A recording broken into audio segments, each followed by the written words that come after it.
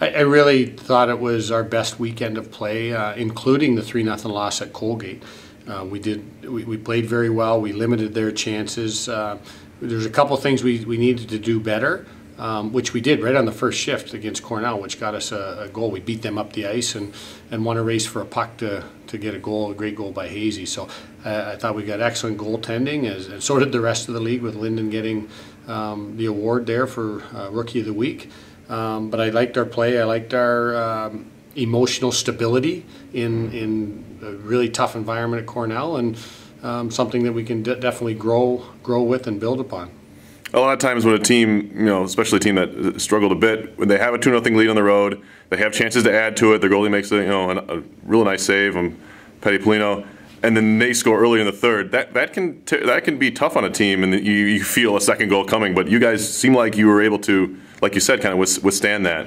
We kept generating some really good chances, when we were up 2-0, and not capitalizing on those.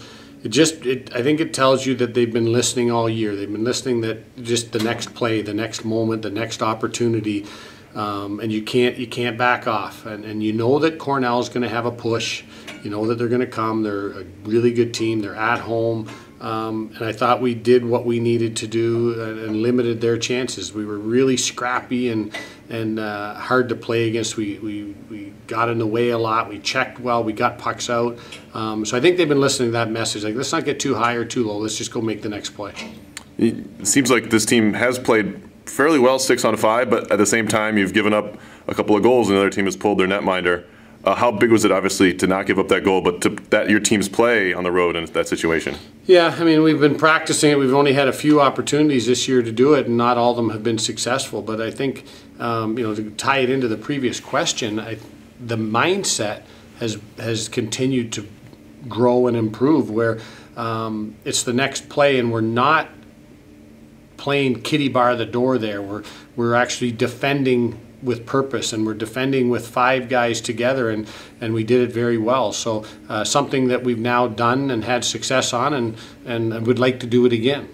Special teams wasn't huge for you guys this weekend. You did give up the power play goal against Colgate there, but there weren't a lot of chances either way. Is that something that you like from the team, not giving up those penalties on the road? You only had to go with 3 penalty kills against Cornell. Yeah, I mean, it's something, and we're not afraid to show video of undisciplined penalties and just talk with the guys, and they it is a team first mentality in there, so they don't want to hurt the team, they don't want to be selfish, and they haven't been. So it helps. Our penalty kill has been pretty good, and it helps it be good when you only have 2, 3, maybe 4 times max a night to be on the kill. On to this weekend and just the one game, getting a chance to prepare for just the one team, for you as coaches and as players. I know you on a regular weekend would prepare for the Friday night opponent mostly throughout the week anyway, but having that one game, does that allow you to really just throw all your energy into preparing for the one game? We're still working on things that we need to get better on. We're very aware, as we would on a week-to-week basis, about our upcoming opponent, Dartmouth. And then there's subtleties that in other weeks we might just add in and not talk about and say, hey, let's be ready to do this, or let's be ready. But right now it's still, I want to keep getting better at a faster rate than anybody else. I want to keep getting better to the point that all of the check boxes are hitting on full cylinders, and until we get there, nothing really going to change. Once we get there, we got to scrap and claw to stay there. Does having the open Saturday affect how you guys practice during the week, or not at all? No, I mean, having just a single game on Friday for us, what we'll do is we'll give the guys the weekend off. We ask them to give 100% effort, and they've been doing that. Practices, games, and a weekend off at this time in February can be a real benefit to their emotional, physical, psychological psyche. So that's what we will do. And having that game against Harvard earlier in this year, although it wasn't a Tuesday, it made for kind of a congested schedule then, but it kind of opens things up for you guys heading into the Final 4 regular season games. Yeah, having the 3 games in 5 nights when we played Harvard earlier was actually a good thing. We had an opportunity to have some really good focused practices and then play. and then play. And I think there was some really good benefits from that, and we've been seeing our improved play. So now we get one game this weekend, and it's all the marbles Friday night. That's all we're playing for. So let's put our best foot forward. And finally, for you guys against Dartmouth, you had the big comeback, and then they got the 6-on-5, and then the overtime winner. I'm sure that game left a bad taste in your guys' mouths because you feel like it was a game you fought your way all the way back after a bad first period to have a chance to win.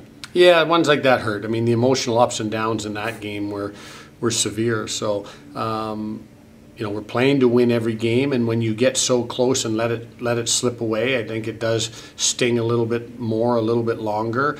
And I hope our guys remember that we did let that slip, but we're capable of beating a good Dartmouth team who's playing very well right now. So let's go even the yearly ledger with a win on Friday night.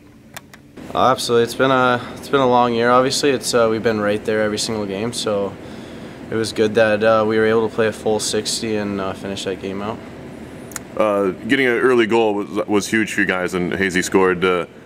Was that really a kind of a momentum builder, thinking, hey, we got a lead, we're right with this team here? Yeah, for sure. Unbelievable shot to kind of get the confidence for everybody on the team going, and just kind of put in everyone's head that we can stick with any team in the country, and we did on Saturday night. On to this weekend, just the one game against Dartmouth you guys have to focus on. So does that allow you kind of to focus your energy on one team, even though you kind of do that anyway as far as prep-wise, but knowing you only have the one game, you can throw all your energy into just the one night? Yeah, we just need to prepare like we did against Cornell, and make sure we're ready to get our feet moving right from the drop the puck, and finish a full 60 like we did on Saturday. You didn't play last time against Dartmouth, but you guys were down and came back from 4-1 to take a lead. Did you guys learn something from that game as a team that you have to play to the last whistle, I guess? Yeah, for sure. I think that's been a problem with us. But now that we can build off that from last weekend, we can watch some film on them and take what we did well last weekend and put it towards Saturday or Friday. And finally, for you guys, being back at home, just 3 regular season home games left. Do you kind of cherish the opportunities to play here at the Houston Fieldhouse? Yeah, for sure. There's only 5 games left, so we want to end on a good note and have some success going into playoffs.